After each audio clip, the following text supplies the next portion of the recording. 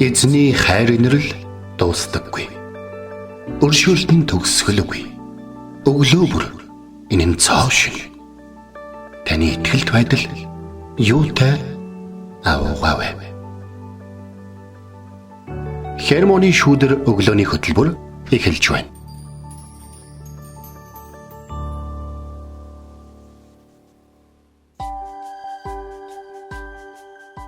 Өглөөний мэнд төргий. Итгэл радиогийн эфирээс хермоны шүүдэр өглөөний хөтөлбөр эхлэхэд бэлэн болсон байна. Эфирт пастор Сайна болон хөтлөгч бэлгэнээр ажиллаж байна. Сонсогч танд өглөөний мэндийг хүргэе. Библийн баатруудаар цуврал байдлаар ингээд сурахад хүмүүсийн сэтгэл маш хүрж байгаа юм байна. Яг тэгэхээр баатрууд нь янз бүрийн хүмүүс учраас бас бид нар шиг хүмүүс гэдгийг мэдэх нь бидний хувьд бол маш чухал байгаа байхгүй. Тийм үс өнөөдөр ч гэсэн бид нар нэгэн баатрын талаас сорно. Миний бодлоор өнөөдрийг нэлээд олон хүн сонсох байхаа. Яг бол өнөөдрийн баатар бол маш их олон хүмүүст урам зориг өгнө гэдэгт бол итгэлтэй. Тэглгүй яхав. Өчигдөр бид Калебын талаар суралцсан шүү дээ, тэ? Ирэлхэг шудраг Калеб 85 настай байсан ч гэсэндээ Хеброныг өв болгон авахаар зориг шулуудаж тавшингуу, тэ? Тийм хүн байсан. Маш ирэлхэг хүн байсан. Гэхдээ хамгийн гол нь өөрийнхөө хүчинд найдаа. Бид нэр авна гэсэн тийм. Би дайны туршлагатай болчихлоо. Тэгээ би тийм биш. Тийм өөрсдийнхөө хүчинд найдсан биш харин эзэн бидэнд өгсөн. Эзэн бидэнтэй хамт байгаа учраас тэр бурханд итгэх итгэл байсан учраас тэр газрыг өв болгон авч чадсан. Гол нь нөгөө нэг өндөр настай байсан ч гэсэндээ бүр тийм нөгөө нэг хүч чадалтай байгаа нь үнэхээр гайхамшигтай. Бид болохоор нөгөө нэг ингэдэг шүү дээ. Жохон ингээл нас ахаад ирэхээр те. За би ч ер нь хинт чирэггүй хүн болоод ирлээ дээ те. Би юу хийж чадах вэ гэж бодоод эхэлдэг. Тэгтэл тийм биш шүү. Тийм бас нөгөө нэг залуучууд гараад ирэхлээр за одоо миний хэрэг байхгүй гэдээ өөрийгөө ингээд татчихдаг. Тийм. Гэтэл хүнийг ашиглах хэр хугацаагаар ашиглах нь эзний гарт байдаг байхгүй. Өөрийнх нь одоо юу гэдэг мэдрэмж нь биш. Энэ бол одоо маш чухал зүйл байгаа даа. Тэглэхгүй яах вэ? Тэгэхээр ингээд Библийг уншаад түүнээс ингээд суралцна гэдэг үнэхээр гайхамшигтай санагддаг л да. Тэгээ хамгийн гол нь бидний амьдралтай ингээд ойр байдаг нь үнэхээр гайхамшигтай шүү дээ. Энэ амьдралд ийм зүйлийг амссан ч гэсэндээ би чамтай хамтайж, би чамааг өдөртөн чиглүүлнэ гэж биднийг босгож, хүчрхэгжүүлдэг нь үнэхээр гайхамшигтай. Тэгээд энэ гайхалтай өдрийг ч гэсэн өгсөн эзэнт талархъя. Тэгээд эзний үгийг сонсоод түүний дагуу хэрэгжүүлэгчд байцгаая хэмээн дахин уриалъя. Тэгээд та сурч байгаа зүйлээ те сураад хэрэгжүүлж байгаа тэр бүх зүйлээ бидэнтэй бас хуваалцаарай. Тэгээд бидний амьдралд мандсан тэр гайхамшигтай нар гэрэл өгсөн эзний өмнө хамтдаа ирж түүнд алдар магтаалыг энэ цагт өргөцгөөе.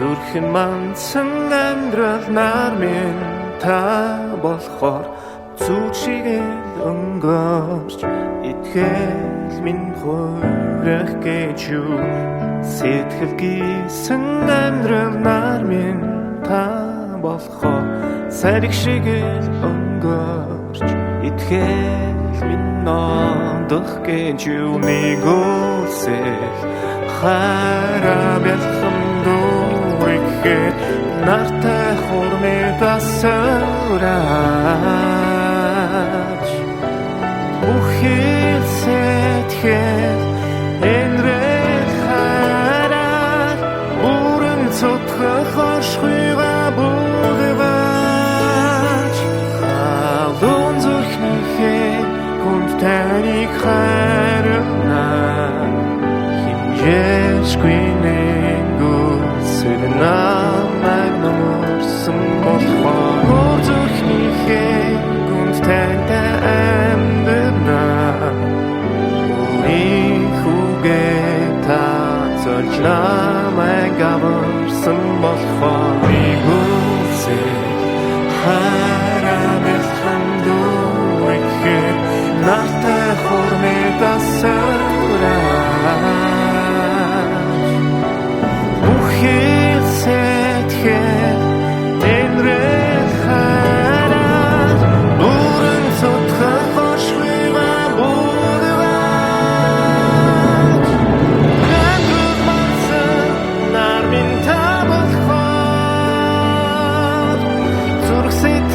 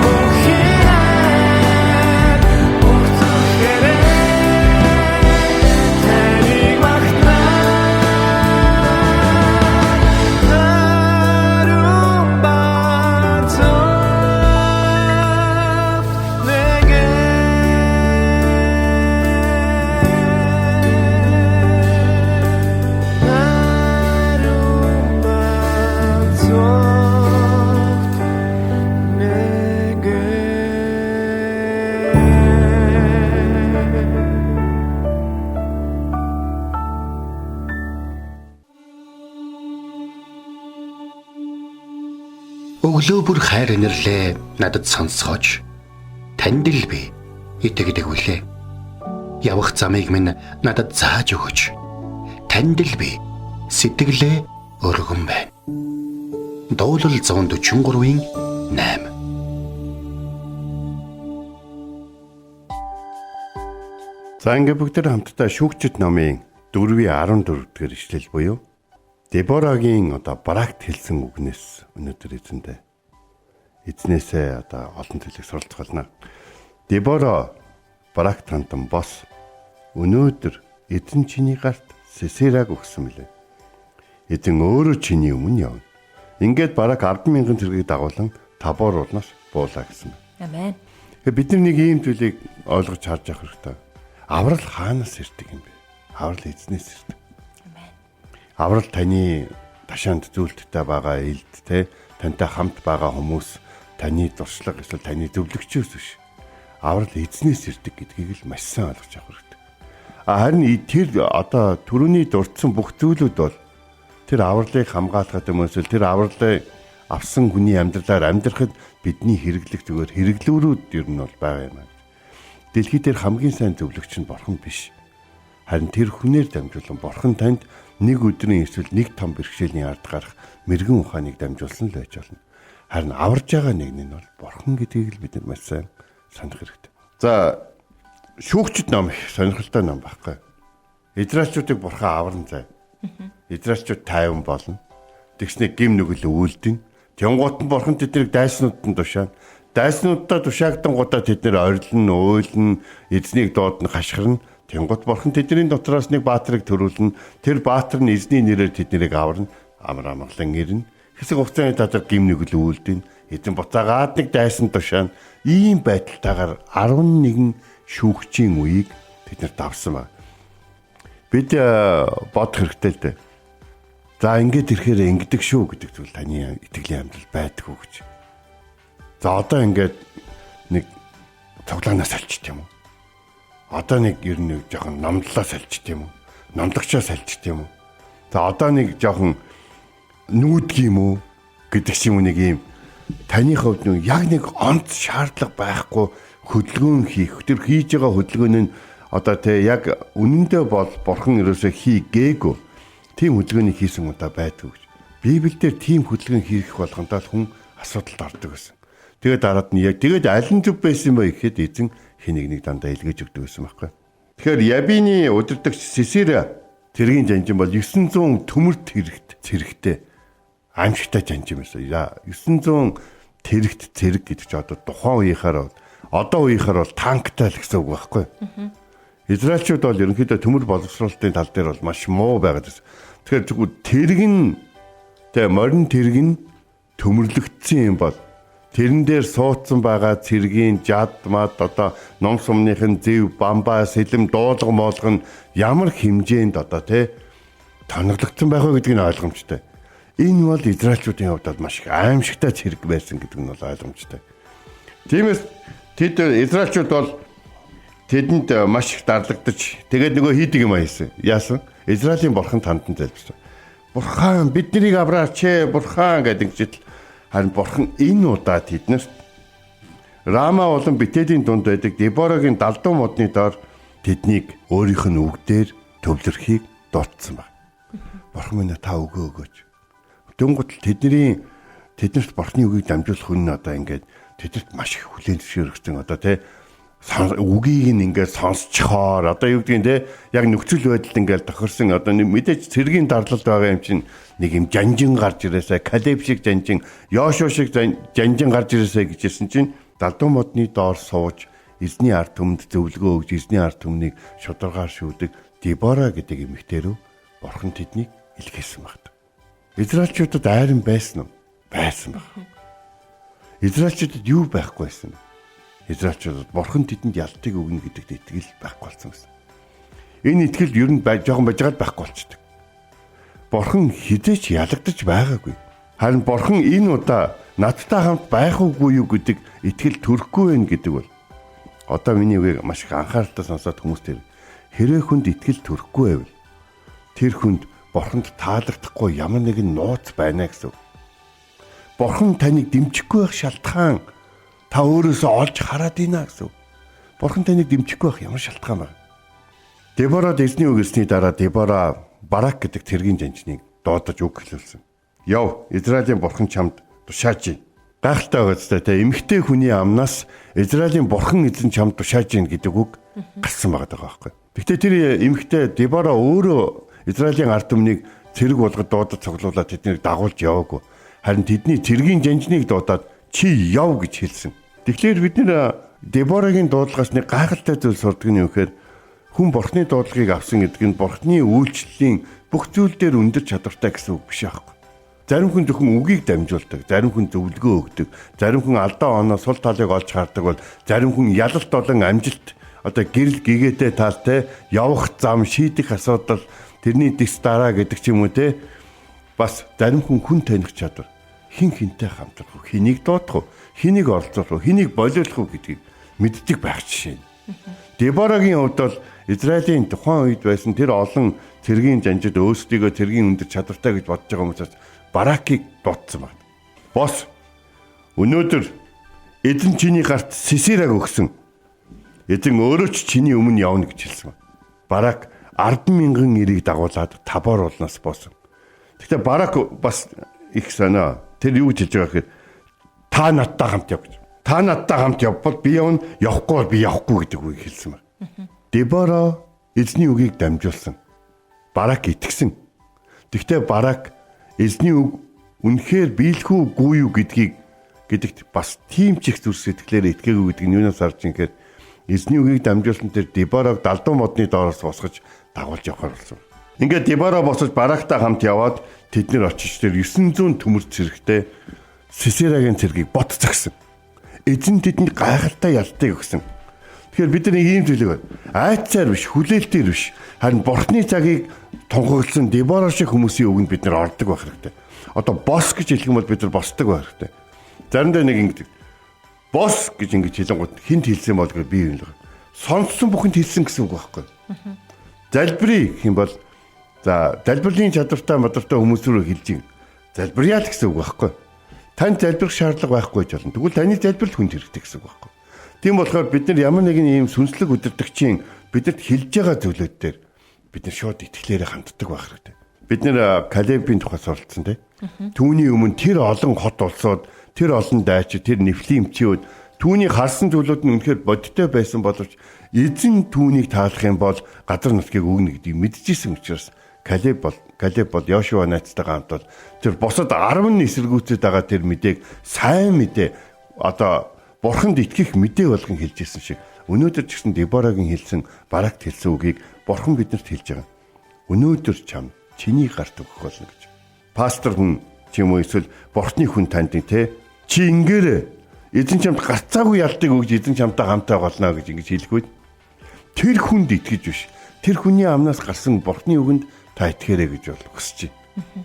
Бас хин нэгэнд үнэхээр тэгж хэлмээр санагдчихвэл тэгж хэлхээсээ өмнө бас бодоорой. Та сэтгэл хөдлөлөөр тэгээд хэлж гинэ. Үнэхээр бурхан танд тэр үгийг тэр хүнд хэл гэж хэлсэн үү гэж. Яагаад гэвэл Дебора зүгээр л арт өмнөө шүүгээл тэр цэргийн дарлалт донжсон бурханд итгэсээр дээ. За энэ Сисера биднийг дарлсан дарлаагүй бид нар эзэндээ итгэсээр л байна. Түүний дарлалт бидний бурхан эзэндээ хайртай байхад саад болохгүй гэж ингэж бодоод далдуу модны дээр арт өмнөдөө урам зориг өгөөл агуу бурхны талаар ингээд яриад байж тал бурхан түүнийг цэргийн удирдагчид заавар зөвлөгөө өгөхийг хүсгүйд тэр түүнийг нь дамжуулсан. Би эмэгтэй хүн цэргийн жанжинд юугаа илгэвдэ гэж тэр бодоагүй. Тэр шууд түр гайхалтай. Бос өнөөдөр чиний гар Сисераг өгнө гэж хэлсэн. Тэгээ Барак очиж Сисерагийн цэргийг ботсагсны дараа Сисера зогтож явж байгаа нэг эмэгтэйгийн майханд ороод ногцсон чи тэр эмэгтэй Сисераг таниад бас алдаг. Тэгэхээр ингээд боддоо. Бурхан эмэгтэйчүүдэд дамжуулан ялалтыг өгсөн байхгүй. Тэр үед нэг жанжинд 10,000 цэрэг байхад магадгүй Барак шиг хэдэн жанжин байсныг бид бол мэдэхгүй. Гэхдээ тэд нэр Сисерагийн эсрэг хөдлөхгүй байхад Деборагийн үгийг амаар дамжуулан бурхан Баракийг хөдөлгөө зогсохгүй эмэгтэй хүний ихлүүлсэн тэр ажлаа эмэгтэй үнээр дамжуулан бурхан дуулгасан байгаа байхгүй. Манай итгэлийн эмэгтэйчүүдээ та бүхэн бол чуулгандаа үйлчлэлд урам шүү. гэж л хэлв. Та бүхний чуулганаас агж байгаа эзний өргөг хайрлаж байгаа эзний өргөг цэвэр тэмцгэр байлгаж энэ дэлхийд зов зүдрээ цуглаандаа ирсэн тэр дүүнэрийгээ бурхны хүүхдүүдийг харж хандж байгаа, халамжилж байгаа, хоололж, ундалж, хувцаслаж тэдний төлөө залбирж байгаа энэ бүхэн эзний өмнө дурсагдсан шүү. Бас та нарын дотроос бурханлаг, сүнслэг Дебора шиг өдөртөгчд олноороо төрөх болтгой чуулганд бас тийм эмэгтэйчүүд бас тийм бэлэг авьяастай хүмүүс айхан бол бүгдээрээ дэмжиж урамшуулж тэднийг хамгаалж тэднийг илүү их эзэнд үйлчлэх боломжийг хамтдаа нээж өгцгөөё гэж энэ өглөө уриалж байна. Амен. Үгийг тунгаан бодоод эзний өмнө хамтдаа ирцгээе.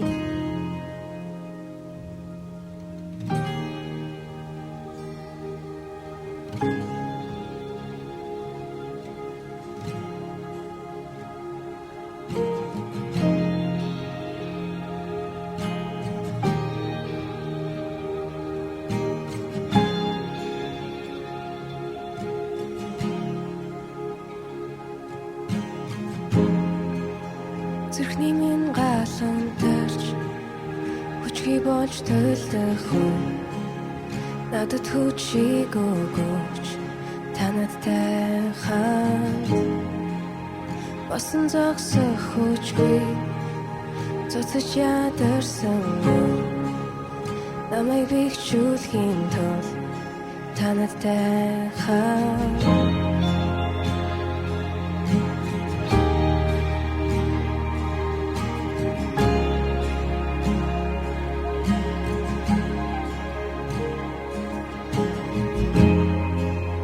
Зүрхний минь галан тарч хүчгүй болж төлдөх хүн надад хүчийг өгөөч танадтай хамт басан зогсох хүчгүй цуцаж ядарсан намайг бэхжүүлэхийн тулд танадтай хамт таны найдвар дотор дахин далавч аваргүй урах шалсан чадрахгүй тэмүжгүйсэн цоцоохгүй таны найдвар дотор дахин далавч аваргүй урах шалсан чадрахгүй тэмүжгүйсэн цоцоохгүй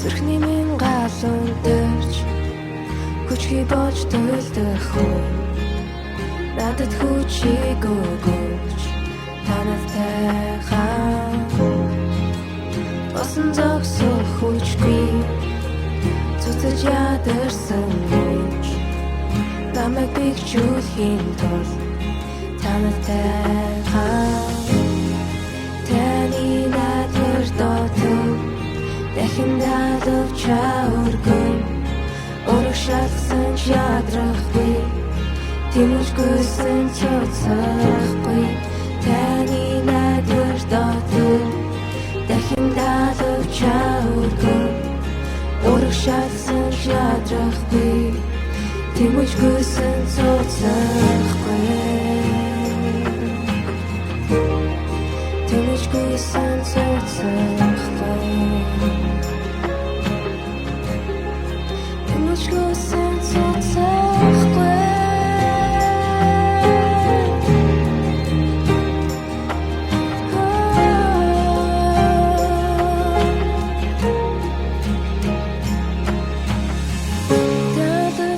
Дэлгэд би амлалтуудаар тань тавширч ямар ч хайдасгүй дүүлэн нэснэ амар тайвныг тав